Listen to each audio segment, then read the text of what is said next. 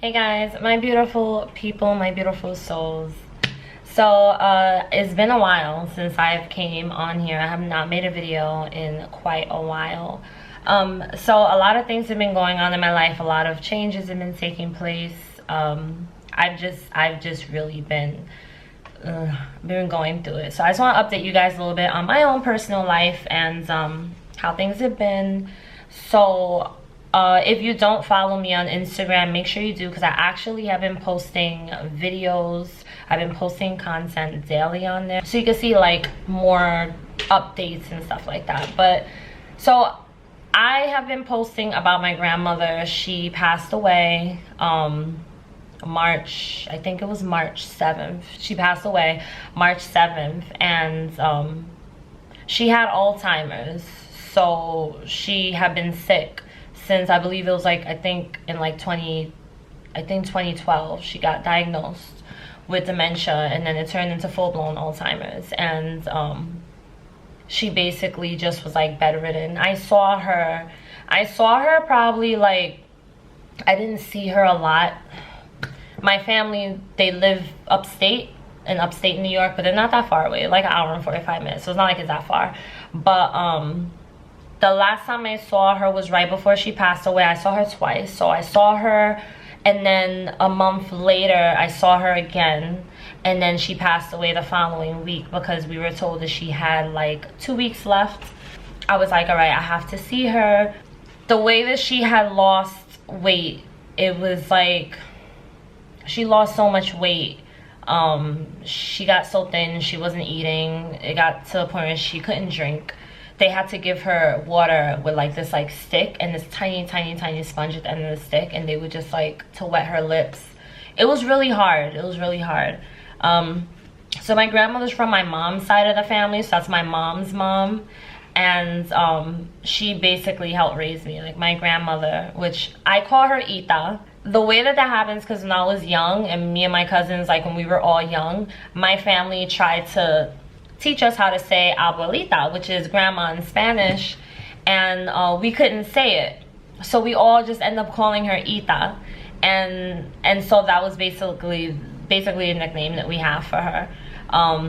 So Ita raised me since I was a baby. Like, she's been in my life my entire childhood. It was really hard because she's the only grandparent I had left. So my grandfather, my mom's dad, he passed away when did he pass away? I think in like a year after my dad passed away, which was, my hat is so tight and I have a headache. I think that was like in around like 2006. I might be off. Honestly, like, I was not close to my grandfather like that, so I didn't see him all the time. So it wasn't like a hit for me. But my grandmother was totally different. I always knew that there would be 3 people in my life that would be really hard to see go, and that would be my dad, my mom, and my grandmother. My dad was the first loss that I ever experienced. That was hard. I was young. I was 18. That took me down a crazy journey. And then now my grandmother. So my grandmother was 86 when she passed away. It's still hard, even though they're older, you know what I'm saying? Like, even though if you lost a grandparent, I'm sure you know, like, it's still not easy, because like I said, my grandmother did raise me practically from when I was born. When I was a baby, my mom said, like, obviously I don't remember this, but we lived with her for a couple of years, and then we ended up moving down the street from her, which I remember living like this little house in the Bronx, and we was like down the street from my grandmother. And then every day my grandmother took care of me after school. I would take the school bus, and I would get off at her house, and she would take care of me till my mom came and picked me up, and we would go home. And it was just every day. And in the summertime, every day. So I was like at my grandmother's house more than my own house every single day, and she was like a second mom to me. It was really hard, and it still is, but it's like I have a lot of mixed emotions. So I wanted to make a video about it, but I wanted to wait till I was ready to be able to emotionally talk about it. So I feel fine talking about it right now. I'm trying not to get emotional. Like, if I talk too much about it, I haven't really been talking about it, but if I get emotional, whatever. So my grandmother was cremated, and we're getting like these necklaces to put some of the ashes as like a keepsake, which I love that idea. I'm actually wearing one of her necklaces right now, and it makes me feel like closer to her. You know, like, it's crazy because when I was in the ICOC, when I was in the church that I was going to, I was afraid of my grandmother passing away, because someone once told me that she would not go to heaven because she doesn't go to that church. She doesn't go to the ICOC. And they said even if it does believe, because my grandmother was Catholic, but she wasn't like practicing religion or anything, but she was just Catholic. It's like a Spanish thing to be Catholic. And they would tell me, like, it doesn't matter, you know, whoever in your family isn't here in this church, and they might go to hell. So that was always something I feared, was how am I going to handle when my grandmother passes away? Like, am I going to fear where she went? And then after I left religion, my fear was, where is my family going to go when they pass away? Where is my grandmother going to go when she passes away? Is there even a heaven? Is there, like, what is there? Because I left religion, and I was just like, nah, I just don't know. You know, I was agnostic when I had left. I was just like in between. I was in limbo. Now I consider myself a spiritual person. So I do believe in spirituality. I do believe in something. I just don't believe necessarily in like heaven and hell. Honestly, I feel like hell is right here on earth. And we create our own hell, and every day. And I do believe though that my grandmother went somewhere. So I feel like this whole experience of me having to cope and even prepare myself, because we knew she was gonna die. Obviously we knew. We saw how she was fading. Thankfully she died at home in peace. And my family was there, and they took care of her, and all family came, and my mom literally lives like in the house right across from my grandmother on purpose. She moved right there so she can take care of her while she's been sick. But it really taught me a lot. Like, it really taught me how to embrace death and afterlife. And I do believe that my grandmother went somewhere. I do believe that she is with my grandfather. I believe she's with her sister, with her other siblings who passed away. She was like, her and her brother, the last ones remaining. Her brother is still here. He also has Alzheimer's. I believe she's with her mom. I believe she's just with everyone that she loved, because right before she passed away, like even like a couple, like maybe a month before, from like a month leading up to the day she passed, she would see something, and she would say, oh, he's like, in Spanish she would say, he's there, he's waiting, he's gonna take me home, he's gonna take me back to Puerto Rico. And she point at the door, and there's nobody there, and then she would say my grandfather's name, and it was like, oh, he's there, like, you see Abuelo, he's there. And she was like, oh, he's taking me back to Puerto Rico, we're gonna go home, I want to get out of here, I'm gonna go home. Because she thought she was like in a hospital or something, but she wasn't. She was at home. And then she would like do this thing, like she would like look up, and you know, like she was like trying to catch something or talking to someone. And I believe she was seeing the spirit of the people that she loved who passed away. I read about it. I started watching documentaries. I really started getting into learning about the afterlife, because I didn't want to fear it. I didn't want to fear death.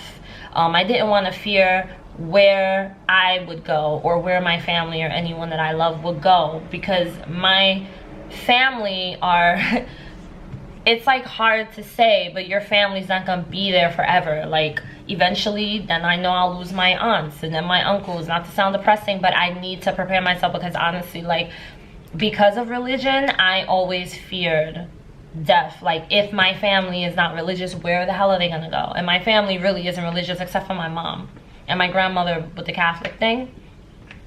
So now I feel a lot more comfortable. Now I feel like I definitely in my heart know my grandmother's okay. I do speak to her, not saying like I hear her, but I do have dreams, and somehow I can hear her. Can't really explain that.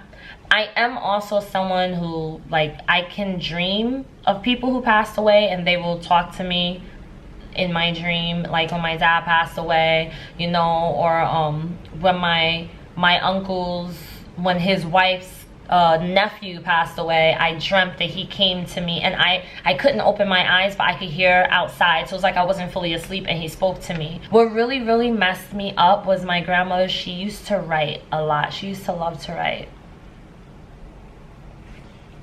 but she wrote like she used to write poetry, and I love to write poetry, and she has like a whole collection. And she never published any of it, so she knows that I love to write. She used to always ask me, oh, are you writing still? Are you writing? I'm like, yeah, I still write. She knows I love to write. That's my dream. Writing, anything with that. While finding poems, they also found letters, and my mom found a letter my grandmother wrote me when I was 15.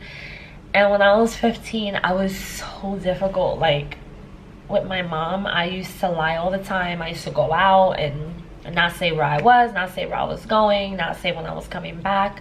I was very difficult when I was like a teenager. And so my mom used to always like threaten to send me to live with my grandmother. At the time, my grandmother had moved upstate, and I was like, no, I don't want to go live with my grandmother. I don't want to live up there. It's boring, it's whack. There's nothing to do upstate. There's nothing to do. It's boring. And because it's like, it's a suburb, you know. And so in the letter, she was saying, oh, you know, you could come live with me and I'll take care of you. And she was just like, the part that really messed me up was when she said in the letter, she said, if you ever feel some way, talk to me. You could write me, you could call me. I always miss you. I'm always thinking about you. And it just made me feel like, wow, I did not call her like that. I did not write her like that, because there was always kind of a language barrier. I mean, well, not really too much, because like, okay, it's weird. Like, I don't speak Spanish. I was raised hearing it, so I understand it for the most part. I understand most Spanish. Not every single word, but I do understand most. And so my grandmother would speak to me in Spanish, and I would respond to her in English. But when I was little, I used to say some little words in Spanish, because my mom used to try to raise me to be bilingual, but she would try to talk to me in English, and then I'd be like, I understand her, but she would think, oh, I'm sorry, my English isn't good. And I'd be like, no, Ita, it's fine. Like, I understand you. I understand what you're saying. And in the letter, she even was like, I'm sorry, my English isn't good, because she wrote it in English. But it's just like, that messed me up so bad. I felt so much guilt when I read that letter, and this is why I'm so emotional now, because I have purposely like put it out of my mind, because I think it was that night I had a dream, or it was, I can't really say it was a dream, because it's not like I see anything. It's like I hear it, like almost like a message in my head. Like, she speaks to me in my sleep, and she was telling me it's okay, don't cry, I want you to be happy, live your life, it's okay. I just don't want, I don't want her to think that I didn't care, you know what I'm saying? Like, I was very close to my grandmother growing up. Like, I really was. Like, me and my cousins, we talk about the funniest memories, you know, like growing up with my grandmother and all that stuff. Like, having the she used to always have like the couch with the plastic, so in the summertime my butt would get stuck to it because we'd be all sweaty. Or she would even like be afraid of the pigeons coming in the house, so she had screens and bars on the windows, and she still was always afraid of pigeons coming in. She was always very afraid of everything. She was very afraid. But she was such a sweet person, and she was extremely nurturing. Like, she would nurture a squirrel if she could. Like, she loved animals, she loved babies, she loved people. She don't need to know you. You come to her house, she meets you, she asks if you want food, do you want to eat, you know, she'll make food, you want some coffee. But it wasn't like, oh, would you like some bread and cookies? It was like, no, like, I'm gonna make a meal, stay and eat. And then she always did have cookies. The tin thing, she put all of her sewing stuff in. If you're Spanish, you probably know what that's about, those tins where you think there's cookies in it. But sometimes she would have cookies in a tin, but she did always have cookies, usually just in the package. But I don't know, it's just like these little memories, you know what I'm saying? Like these little memories. And me and my cousins, like, we talk about these things and we laugh about these things. It was just like, it just helps us feel better. Last time I saw her on a Saturday, and then she ended up passing that week on a Thursday at 11:28 a.m. And when I saw her, she couldn't open her eyes. Her eyes was closed like the entire time. Like, she tried, but she couldn't remember how to open her eyes. She couldn't swallow. She was so frail, she was so thin. And I painted her nails, I painted her toenails. I touched her hair. I wouldn't stop touching her hair, because her hair was always so beautiful. And like, in the pictures of her hair literally looked just like that when she passed away. Like, her hair was always, she always had really long hair, and then eventually she had cut it when she got sick. They made her cut it. You know, they cut it for her. And so I was like stroking her hair. I put my head on her and just sat there. I just did not want to leave. Like, I couldn't eat. I didn't have any appetite when I was visiting her. And then even when I was home, like, I was just so freaking emotional. It just really sucks, but it's a part of life. But death is, it's like funny, because you always miss the person. You never actually, you never get over it. You could heal, but at the same time not completely. It's like it just leaves a scar, you know what I'm saying? Like, the scar doesn't bother you, but it's there. And if you focus on it, then, you know, you could start to think about it and stuff like that, and then you could start to feel like you miss a person and get sad again, all over again, and might get emotional all over again. And you always miss a person. When my dad died, that took me a very long time to get to a place where I was okay, but that was because I went down a terrible spiral.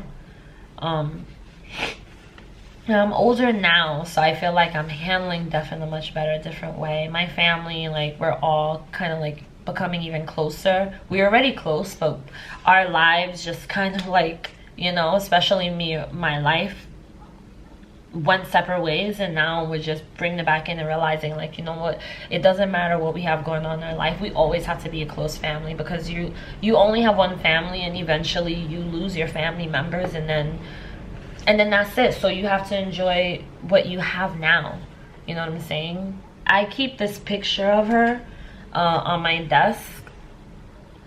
I keep this picture of her on my desk. I love this picture because this is how I remember her looking. When she passed away, she didn't look like this. She was a lot thin, and, you know, I just, like, I miss her so much. But I promised her that I would follow my dreams. I would not give up no matter what, because now I'm not just doing it for me, I'm doing it for her too. So anything I succeed in, any book I sell, any poetry book I sell, any course I sell, any speaking event I do, any kind of money I make, like any business, I'm always going to represent her, because my grandmother did not have it easy. My grandfather was abusive to her. She wasn't with him when, I think she ended up leaving him around in her 40s, or like around her 40s. He wasn't good to her. She worked really hard to take care of my mom and my aunts and uncles, and there's 5 of them. And she always sacrificed and gave up her entire life for everybody. And my whole entire family, I can say, and like humbly speaking, but so proudly speaking, my entire family is they're very successful. Like, they all have a career. They all are doing things with their life, you know. She really raised everybody, even the grandchildren, us. But anyway, that's it. That's why I just wanted to tell you guys, like, I'm sorry. I just really needed my time, because I did try to record at one point, but every time I did, I would get emotional, because to talk about this, it's like, But I appreciate you guys who have been showing support and have shown me love. I've gotten DMs, I've gotten messages. I love you guys so freaking much. You don't understand. Like, I really do, for real. Like, you guys are real ones. I am revamping this channel, and I do have to take it in the direction that I feel I need to take it in. I feel like this is about more than just talking about the ICOC. It started off as that, but it's become so much more. And so for anyone who does stick around, I appreciate you guys. For those of you who ends up deciding, the channel's not for me anymore, I'm totally cool with that, because I'm not for everybody, and I'm not going to be for you for the rest of your life. At some point, you might outgrow me, or you might not need me anymore, and I'm totally fine with that. But I do appreciate whoever has supported me from the beginning, or if you're new, whatever, you know, everything. Alright, I love you guys so freaking much. Make sure you do check the description box down below for everything you need to know, including my Dope Soul course. I have the information down below. You can go in there and click, and I'll talk to you guys soon.